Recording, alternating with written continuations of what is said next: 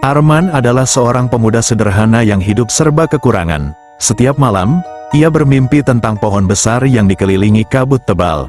Dalam mimpinya, ia selalu mendengar suara lembut namun menakutkan yang berkata, "Datanglah, dan kau akan mendapatkan segalanya." Mimpi itu terus berulang selama seminggu, membuat Arman gelisah. Ia menceritakan hal tersebut kepada sahabatnya, Randy, yang menganggap itu hanya bunga tidur. Namun, saat Arman berjalan melewati pasar, seorang dukun tua mendekatinya dan berkata, "Pohon itu memanggilmu, hati-hati dengan keinginanmu." Rasa penasaran dan keputusasaan Arman semakin memuncak ketika ia melihat gambaran pohon itu di sebuah buku lama di perpustakaan desa. Pohon tersebut dikenal sebagai pohon keramat, yang katanya bisa mengabulkan permintaan. Tetapi selalu ada harga yang harus dibayar pada malam harinya. Arman memutuskan pergi ke hutan untuk mencari pohon itu. Dengan membawa senter dan jantung berdebar, ia melangkah ke kegelapan, mengikuti bayangan yang selama ini menghantuinya. Arman tiba di tengah hutan yang gelap dan sunyi. Udara terasa lebih dingin, dan suara hewan malam lenyap begitu saja. Di depan matanya, berdiri pohon besar dengan akar yang mencuat dari tanah, tampak seperti tangan yang mencoba meraih langit. Aroma bunga yang manis namun menyengat memenuhi udara. Saat mendekati pohon itu, Arman mendengar suara yang pernah muncul di mimpinya. "Kau akhirnya datang." Dari balik akar pohon, sosok makhluk muncul, tubuhnya tinggi dengan kulit menyerupai kayu gelap, mata bersinar merah, dan suaranya menggema seperti angin. Makhluk itu menyebut dirinya sebagai penjaga pohon keramat. Arman, yang awalnya ketakutan, memberanikan diri untuk bertanya, "Apa yang kau inginkan dariku? Mengapa kau memanggilku?" Makhluk itu tersenyum sinis. "Aku tahu keinginanmu, kekayaan, kemakmuran, dan kekuasaan. Aku bisa memberimu itu semua." Tapi, makhluk itu menjelaskan bahwa Arman harus memberikan sesuatu sebagai ganti. "Setiap bulan purnama, kau harus membawa sajen, jika tidak, konsekuensinya akan kau rasakan." Arman, yang terbakar oleh ambisi dan keputusasaan, akhirnya setuju. Penjaga pohon memberi perintah untuk menumpahkan setetes darahnya di akar pohon sebagai tanda perjanjian. Setelah Arman melakukannya, pohon itu bergetar, dan akar-akar seolah bergerak hidup. Makhluk itu tertawa, lalu menghilang ke dalam kegelapan. Ketika Arman kembali ke rumah, ia menemukan emas di dalam tas lusuhnya, sesuatu yang tidak pernah ia miliki sebelumnya. Ia mulai percaya bahwa perjanjiannya berhasil, meskipun rasa takut mengintai di hatinya. Di malam yang sama, Arman bermimpi buruk tentang pohon itu. Dalam mimpinya, ia melihat dirinya dikejar oleh sosok-sosok tanpa wajah yang memintanya untuk menepati janji.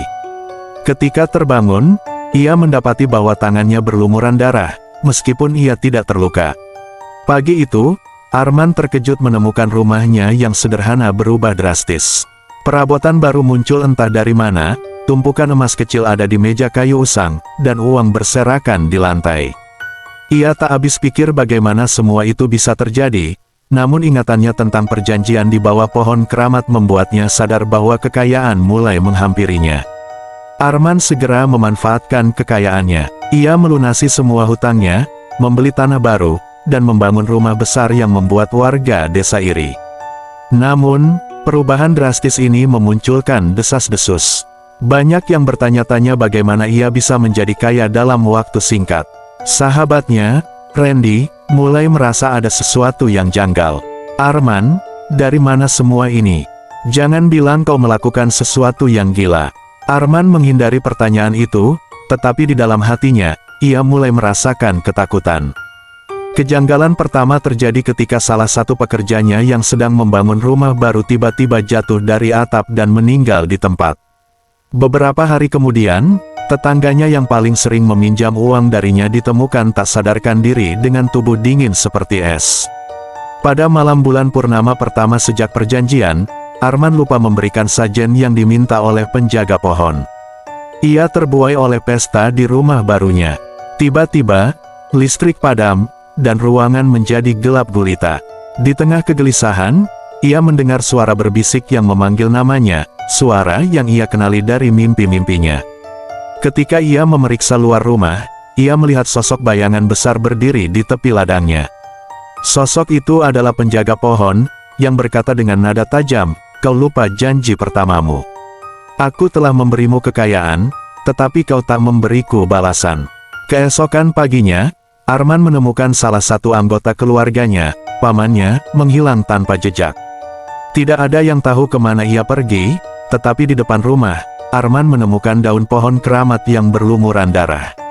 Ia mulai menyadari bahwa kekayaan yang ia miliki datang dengan harga yang jauh lebih besar dari yang ia bayangkan. Setelah hilangnya pamannya, Arman mulai dihantui rasa bersalah. Ia mencoba melupakan kejadian itu, namun suara-suara dari mimpi buruk semakin jelas di malam hari. Setiap sudut rumahnya terasa seperti diawasi. Kekayaan yang dulu membuatnya bangga kini terasa seperti kutukan yang menjerat. Arman memutuskan untuk pergi ke dukun tua yang pernah memperingatkannya tentang pohon keramat. Sang dukun menjelaskan, pohon itu bukan hanya pemberi, tapi juga penghukum. Kau mengambil apa yang bukan hakmu. Harga yang kau bayar bukan hanya hidupmu, tapi hidup mereka yang terhubung denganmu. Arman bertanya apakah ada cara untuk membatalkan perjanjian.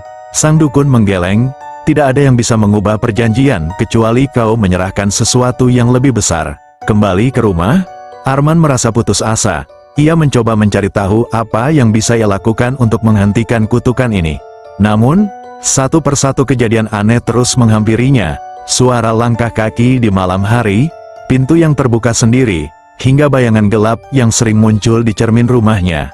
Ketika bulan purnama kedua tiba, Arman mempersiapkan sajen untuk menghindari kemarahan penjaga pohon. Namun, saat ia meletakkan sajen di bawah pohon keramat, makhluk itu muncul kembali. Kali ini dengan tubuh yang lebih besar dan lebih menyeramkan. "Sajenmu terlambat," katanya dengan suara berat. Makhluk itu memberi peringatan terakhir. Jika Arman ingin menyelamatkan hidupnya, ia harus menyerahkan seseorang yang ia sayangi sebagai tumbal. Kau tidak punya pilihan. Jika kau menolak, pohon ini akan mengambil semuanya darimu. Arman mulai merasakan beban keputusan ini. Ia tahu bahwa tumbal yang diminta mungkin adalah orang-orang terdekatnya, seperti Randy atau ibunya kembali ke rumah. Arman melihat ibunya duduk di ruang tamu, tersenyum kepadanya dengan wajah penuh kasih. Namun, di matanya, ia melihat bayangan gelap dari pohon keramat. Ketakutan menyelimuti hatinya, dan ia mulai bertanya-tanya, haruskah ia melanjutkan permainan ini atau mencoba menghentikannya? Meskipun ia tahu konsekuensinya bisa menghancurkan segalanya, hari-hari berlalu dengan penuh kegelisahan.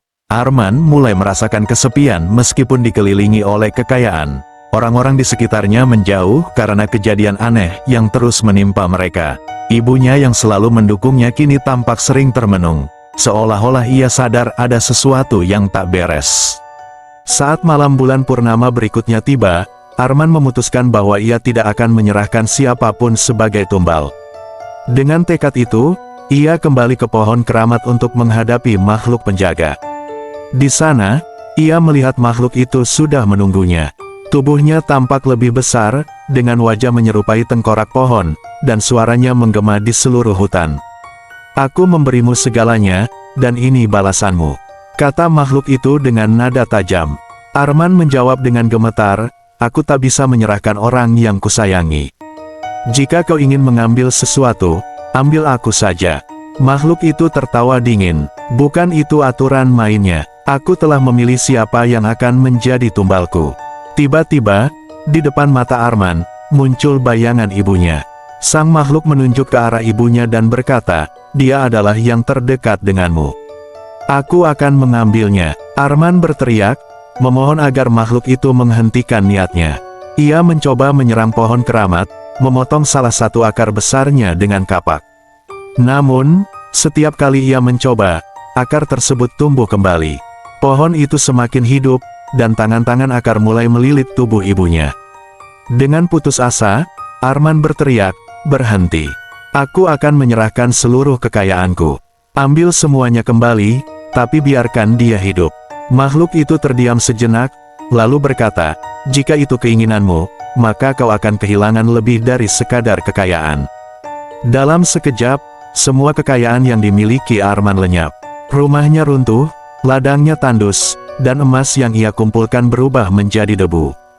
Namun, yang paling menghancurkan hatinya adalah ketika ia melihat ibunya tetap menghilang ke dalam pohon itu. Penjaga pohon menatap Arman untuk terakhir kalinya dan berkata, kekayaan yang kau inginkan telah merenggut segalanya. Kau takkan pernah bisa mengambilnya kembali. Arman jatuh tersungkur di depan pohon keramat, menangis penuh penyesalan. Kini ia hidup miskin, terasing, dan dihantui oleh bayangan ibunya yang terus memanggil dari dalam mimpi. Pohon keramat tetap berdiri kokoh, menanti mangsa berikutnya yang terjebak dalam keserakahan. Bertahun-tahun kemudian, pohon keramat menjadi legenda di desa itu. Tak ada yang berani mendekat, kecuali seorang pemuda lain yang mulai mendengar bisikan dari dalam mimpinya.